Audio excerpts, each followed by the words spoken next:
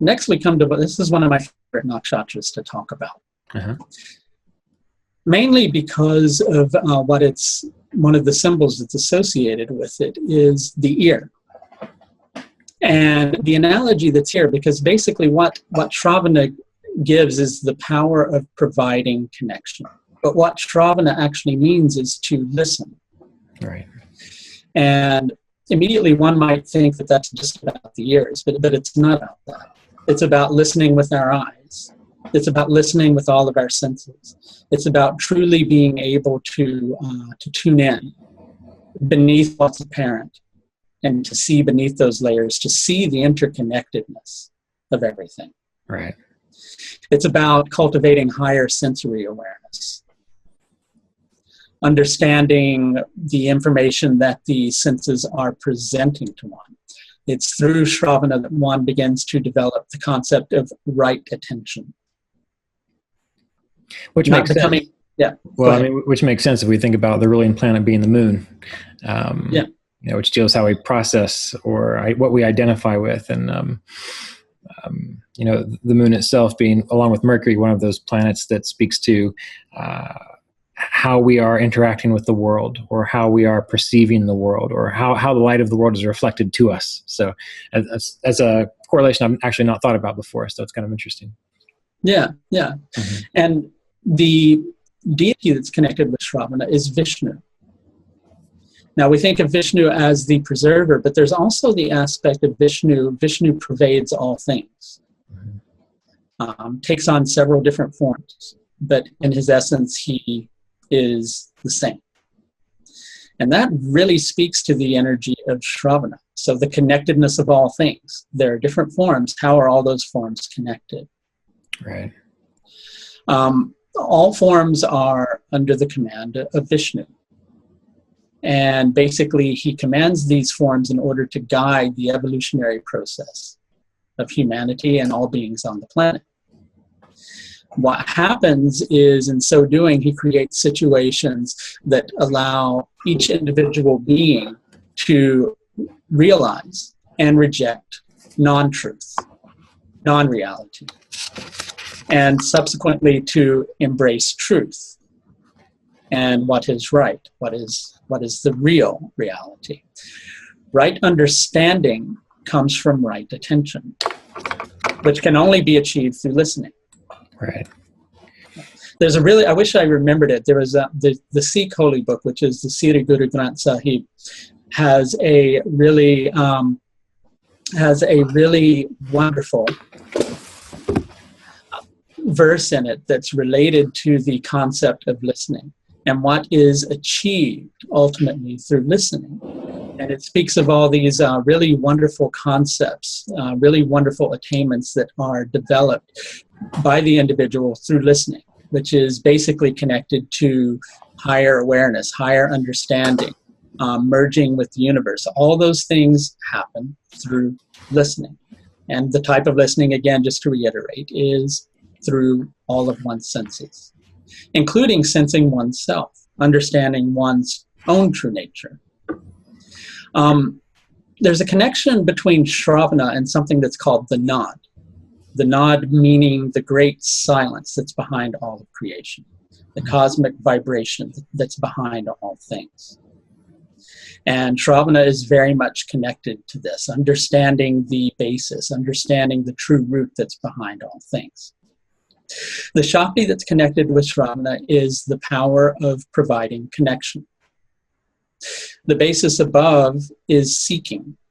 The heavens impart upon the world seeking. On the world, we're finding the paths. The result of these two things is the connection of all things. So the heavens spur us on to seek. Down here, we start seeing all these different paths. And the result that we have between those two things is, how are all these things connected? The gunas are sattvic at basis, rajasic, building upon the sattvic energy, and tamasic to top it all off. So again, one is becoming enveloped by the true nature. The process of universalization is being taken a step further. Here, one begins to understand that the difficulties that one is facing, one has to get to a space where one is able to, even though not ignoring those problems, one has to kind of put them to one side so that one is able to understand the truth of those problems. Mm-hmm. And that leads ultimately towards a firmness or a resolve to adhere to the path of one's dharma. The primary motivation of this planet is artha. It has a goal-directed, it's driven by wanting to achieve a goal. But that goal is attained through understanding all the different factors that are connected to that. The Trimurti association here is with Brahma. So if you remember with Uttara Ashada, it was Shiva. Here we have Brahma creating something new, but that new thing that's being created is based upon the interconnectedness of all things. You had something you wanted to say there? Yeah. I guess I was curious about the primary motivation, artha. So for me, in a way, this nakshatra seems to be a bit of a mystical nakshatra. You know, just when I've read about it, when I hear you talk about it, when I've thought about it, this whole idea of hearing, of listening, and remembering particular meditation techniques where you learn to listen to the Om vibration at the exclusion of all else. And by learning to listen, you know, in the Yoga Sutras, it says that all obstacles will be removed by learning to hear that Om vibration, that seeking of that. And, you know, one typically finds joy or happiness. And so I was just kind of curious, you know, what your thoughts might be. And if you had that sense as well around this nakshatra and how you reconcile, and if it might not even be something that you reconcile, but the primary motivation, which seems to me almost like a mystical energy behind the nakshatra. I mean, they're all mystical, but this one in particular always reached out to me in that way. Any thoughts on that? Well, my thought about that, because yes, I did have the same thought. My head, when I initially was coming to understand this particular nakshatra, my head went, well, this is a very spiritual based nakshatra. Why the artha association? Mm-hmm. Well, artha, yes, is goal-directed activity, and it's associated with something that would be connected with one's daily life. But the spiritual process is also connected to one's daily life. If one has a daily practice, that's also part of it, right? Mm-hmm.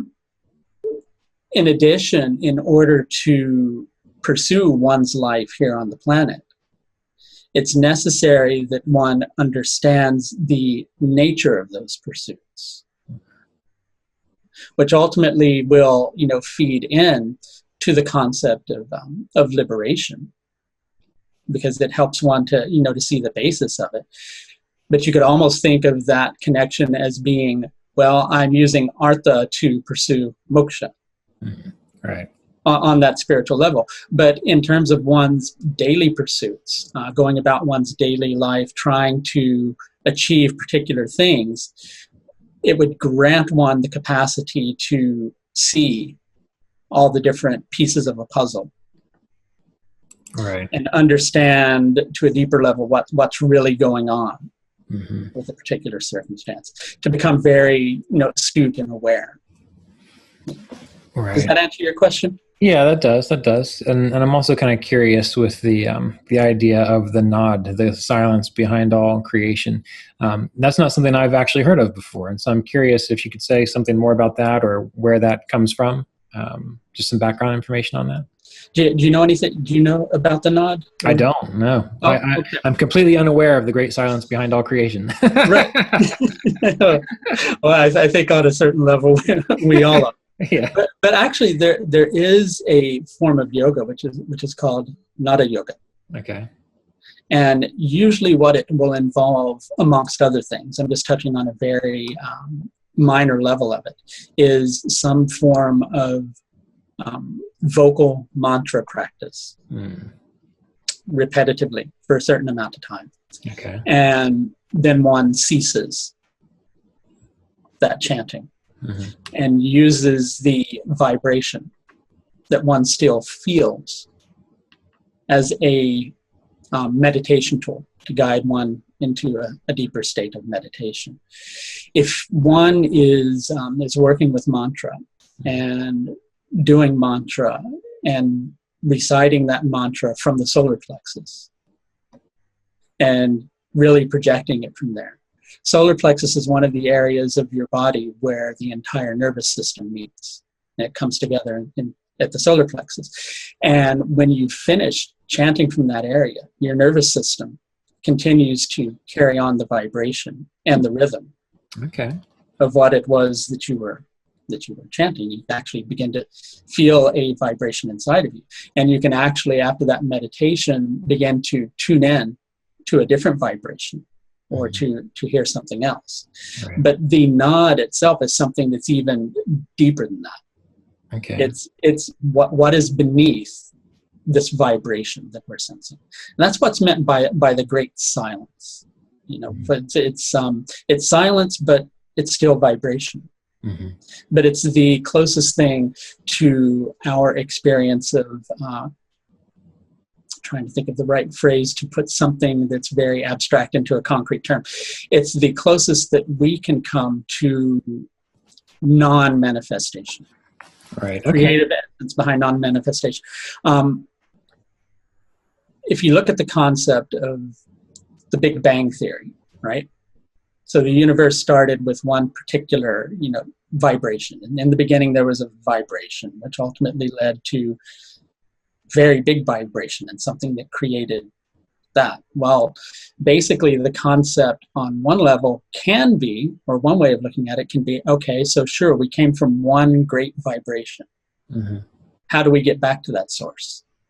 Well, again, through tuning in to what might have been before that one vibration. And that's the concept of the silence that's underneath all that. So with Sravana allows you to get to ever deeper and deeper levels of understanding how all things are connected, all things in the universe. And that can apply to any aspect, how different individuals in their life are connected, how all the planets might be connected, how the Milky Way is connected to the rest of the universe, right? How there's something that's even beyond that. And that's the level of awareness that's developed through Sravana. Okay. And so then any planets that would be in Sravana, we could easily just consider what is the planet and what does that planet represent by being a karaka or a natural indicator of an aspect of life. And so it might be that the person could have capacity to just understand that planet with more depth, or the areas of life represented by that planet. And the same thing with possibly the houses that planet rules over. Or would you say that this planets in this nakshatra, if worked with or appreciated or given attention to, they could show a capacity to really understand sort of the depth of whatever that planet represents? Does that seem true to you? Yeah, let's kind of pick one particular planet. Let's use the sun, which can simultaneously be an indicator of career and can also be an indicator of father. Okay. Right? Let's start with the indicator of father. Well, if the sun is well supported in Sravana Nakshatra, a person could have a father who's a good listener. Okay. Right? Oh, yeah. He's gonna listen to his children and really take things in that his child is saying and try to offer sound advice based upon what he's hearing and understanding. In terms of career, well, one would be able to really pick up on all the opportunities that are present to one. Another way of looking at it is an individual can go, well, I've got this skill, I've got this skill, and I've got this other skill. I can put all those things together and create this. Mm-hmm. Yeah. These are the types of experiences that can come through Sravana Nakshatra. So it could both be, for example, the sun ruling father, the sun and the father having a capacity to listen, as well as maybe if it was Venus, maybe the spouse or the wife having a capacity. Or yes, we can look at it like that, as well as our capacity to kind of be able to hear the deeper message or connections, like for career or things of this nature. That's yes. True. Yeah, Okay. exactly. Okay, people, in terms of career, people who have a career planet, such as their Atmakaraka, or maybe have the 10th house cusp placed in Sravana, they'd make excellent counselors. Right, because they can listen.